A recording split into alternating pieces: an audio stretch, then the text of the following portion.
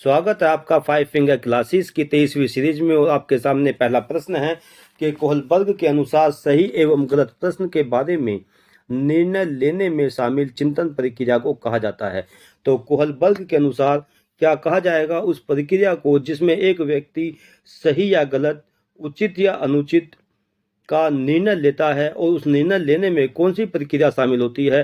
तो यहाँ पर 4 विकल्प आपके सामने दिए हुए हैं कि नैतिक दुविधा, दूसरा है सहयोग की नैतिकता, तीसरा विकल्प है नैतिक तर्कना, और चौथा विकल्प है नैतिक यथार्थवाद। तो चारों विकल्पों में सही विकल्प है नैतिक तर्कना। इसके माध्यम से बालक सही और गलत के बारे में निर्णय लेता है और उसमें चिंतन प्रक्रिया शामिल होती है। अगले प्रश्न की तरफ बढ़ते हैं। राज्य स्तर पर कक्षा 1 से 8 तक के पाठ्यचर्या का निर्माण कौन सी संस्था करती है। तो यहाँ पर आपके सामने 4 विकल्प हैं कि पहला है NCERT, दूसरा विकल्प है NCTE, तीसरा विकल्प है SCERT और चौथा विकल्प है UGC। तो पहले हम इन चारों के फुल फॉर्म को जान लेते हैं। NCERT का पूरा नाम क्या है? National council of educational research and training. यह एक केंद्रीयकृत संस्था है, यानी कि केंद्रीय स्तर पर निर्मित एक संस्था है जो स्कूली पाठ्यक्रम को तैयार करती है। दूसरा है NCTE, national council for teacher education. National council for teacher education यह संस्था शिक्षा के लिए पाठ्यक्रम का निर्माण करती है। तीसरा है SCERT, state council of educational research and training, जो कि राज्य स्तर के पाठ्यक्रम या पाठ्यचर्या का निर्माण करने में कार्य करती है या अपना सहयोग देती है। और चौथा विकल्प है UGC, यूनिवर्सिटी ग्रांट कमीशन, जो उच्च स्तर यानी कि केंद्रीय संस्थाओं को, जैसे सेंट्रल यूनिवर्सिटीज वगैरह होती हैं, उनको अनुदान प्रदान करती है। तो इनमें सही विकल्प है SCERT, जो कि राज्य स्तर की एक संस्था है। अगले प्रश्न की तरफ बढ़ते हैं। जीन प्याजे के अनुसार अनुकूलन द्वारा होता है। तो अनुकूलन द्वारा क्या होता है, यानी कि अनुकूलन की प्रक्रिया जो कि जीन प्याजे के सिद्धांत में एक महत्वपूर्ण स्थान रखती है। अनुकूलन किसे कहते हैं कि जब व्यक्ति या कोई प्राणी अपने अस्तित्व को बचाने के लिए एक स्थान से दूसरे स्थान की तरफ को जाता है, या अपने अस्तित्व को बचाने के लिए व्यक्ति अपने व्यवहार में परिवर्तन लाता है। तो यहाँ पर जीन प्याजे ने अनुकूलन के माध्यम से इस बात को समझाने का प्रयास किया कि जब व्यक्ति किसी क्रिया को सीखता है तो उसके माध्यम से वह अपने व्यवहार में परिवर्तन लाने का या परिमार्जन लाने का प्रयास करता है, और साथ साथ अपनी मेंटल स्ट्रक्चर में भी परिवर्तन लाता है। तो यहाँ पर उस प्रक्रिया को 2 रूपों में यहाँ पर शामिल किया गया है, लेकिन यहाँ पर विकल्प आपके सामने दिए हुए हैं। पहला है सामंजन द्वारा, दूसरा है आत्मसातकरण द्वारा, तीसरा विकल्प है अनुभव द्वारा, और चौथा विकल्प है आत्मसातकरण एवं व्यवस्थापन द्वारा। तो इसका सही उत्तर है कि जीन प्याजे जो बताते हैं कि अनुकूलन होता है तो किसके द्वारा होता है, तो वह है आत्मसातकरण एवं व्यवस्थापन द्वारा। अगले प्रश्न की तरफ बढ़ते हैं।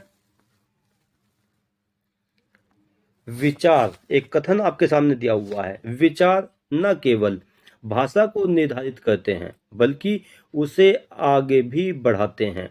यह कथन किस मनोवैज्ञानिक का है? तो इस कथन को देने वाले मनोवैज्ञानिक हैं प्रसिद्ध संज्ञानवादी और स्विट्जरलैंड के मनोवैज्ञानिक जीन प्याजे। जीन प्याजे ने ये कथन दिया कि विचार न केवल भाषा को निर्धारित करते हैं बल्कि उसे आगे भी बढ़ाते हैं। अगले प्रश्न यानी कि 5वें प्रश्न की तरफ बढ़ते हैं कि विशिष्ट से सामान्य की ओर तर्क की प्रक्रिया किस विधि को बताती है। तो 4 विकल्प आपके सामने हैं कि प्रोजेक्ट विधि को, दूसरा है निगमन विधि को, तीसरा है आगमन विधि को, और चौथा है मोंटेसरी विधि को। प्रोजेक्ट मेथड, जिसको WH किलपैट्रिक के द्वारा दिया गया, और मोंटेसरी मेथड जिसको मैडम मारिया मोंटेसरी, जो कि इटली की मनोवैज्ञानिक थी, महिला मनोवैज्ञानिक थी, उनके द्वारा दिया गया। अब यहाँ पर आपके सामने प्रश्न पूछा जा रहा है कि विशिष्ट से सामान्य की ओर तर्क की प्रक्रिया किस विधि को बताती है? तो वह विधि है आगमन विधि, जिसको इंग्लिश में इंडक्टिव मेथड भी कहा जाता है। अगले प्रश्न की तरफ बढ़ते हैं। गतिविधि आधारित शिक्षण बल देता है, किस चीज पर बल देगा? इसको ध्यान से देखें। पहला विकल्प है खेलने पर, दूसरा विकल्प है करने पर, तीसरा विकल्प है सभी छात्रों की सक्रिय भागीदारी पर, और चौथा विकल्प है निश्चित अवधि में गतिविधि पूर्ण करने पर। तो इसका सही उत्तर है कि सभी छात्रों की सक्रिय भागीदारी पर। अगले प्रश्न की तरफ बढ़ते हैं। 7वां प्रश्न आपके सामने है, अति महत्वपूर्ण प्रश्न। व्यवहार शेपिंग शब्द का संबंध किस सिद्धांत से है? तो व्यवहार शेपिंग, जिसको इंग्लिश में बिहेवियर शेपिंग भी कहा जाता है, तो इसका संबंध किस सिद्धांत से है? तो 4 विकल्प आपके सामने दिए हुए हैं। पहला है प्रयत्न एवं भूल सिद्धांत से, जो कि थॉर्नडाइक का सिद्धांत था। दूसरा है सूझ सिद्धांत से, जो कि गेस्टाल्टवादी कोहलर का सिद्धांत था। तीसरा है सक्रिय अनुबंधन सिद्धांत से, जो कि अमेरिकी मनोवैज्ञानिक बीएफ स्किनर का सिद्धांत है। और चौथा है क्लासिकल कंडीशनिंग सिद्धांत से, यानी कि क्लासिकल अनुबंधन सिद्धांत से, जो कि रशिया के मनोवैज्ञानिक और मनोचिकित्सक इवान पेट्रोविच पेवलोव से है। तो 4 विकल्प यहाँ पे आपके सामने दिए हुए हैं। तो व्यवहार शेपिंग का जो संबंध है वो स्किनर के सिद्धांत से है। जो स्किनर का सिद्धांत था ओपरेंट कंडीशनिंग थ्योरी। अगले प्रश्न की तरफ बढ़ते हैं। 8वां प्रश्न आपके सामने है कि पुनर्बलन को किस मनोवैज्ञानिक द्वारा अधिक महत्व नहीं दिया गया? तो पुनर्बलन, जिसको रिइंफोर्समेंट कहते हैं इंग्लिश में, और जिसका अर्थ यह है कि अनुक्रिया की संभावनाओं को बढ़ाने के लिए विद्यार्थी को या किसी भी प्राणी को पुनर्बलन प्रदान किया जाता है, यानी कि वह प्रक्रिया जिसमें परिणाम को देखते हुए या सकारात्मक परिणाम को देखते हुए प्राणी के द्वारा की जाने वाली अनुक्रियाओं की संभावनाओं को बढ़ाने का प्रयास किया जाता है, और उन अनुक्रियाओं के संभावनाओं को बढ़ाने के लिए ही प्राणी को या विद्यार्थी को पुनर्बलन प्रदान किया जाता है। तो इसका संबंध जो है किस मनोवैज्ञानिक से, यानी कि किसने अधिक महत्व नहीं दिया? तो थॉर्नडाइक के द्वारा, या स्किनर के द्वारा, या गथरी के द्वारा, या कोहलर के द्वारा?